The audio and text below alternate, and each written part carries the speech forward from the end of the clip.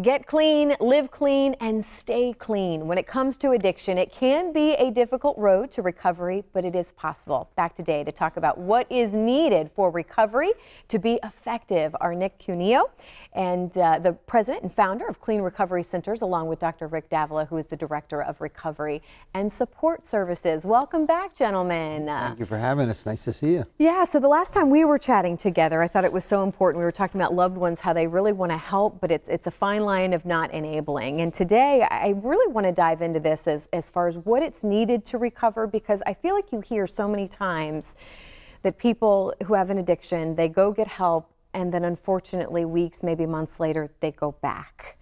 So what is your answer to that? What is your team doing to try to fight that? It's a great question, and I myself did not get it the first time. Okay.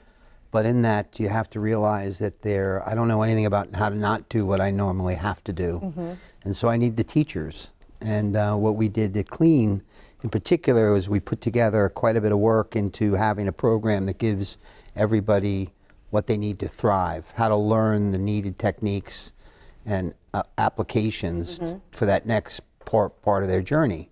And which I'd imagine is just as important as actually getting, tackling it the first time, the first step.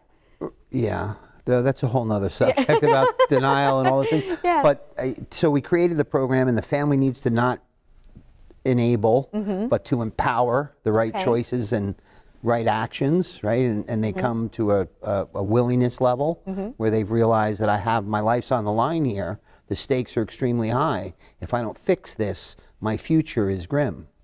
So it's about instilling hope, giving them a clear-cut pathway, and then supportive services of real applicable stuff that helps people get the gift of recovery. Were you guys able to use a bit of your past and what worked for you to help do this program? I mean, I'm just kind of assuming. Depend on it. So, yeah, Depend on it. because you guys have lived this.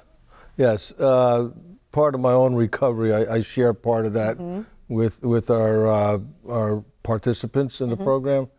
I also share that with families so that there's hope. There needs to be, families need to see that there's hope, and that when the person leaves treatment, they need to have a support system. So we at Clean Recovery, we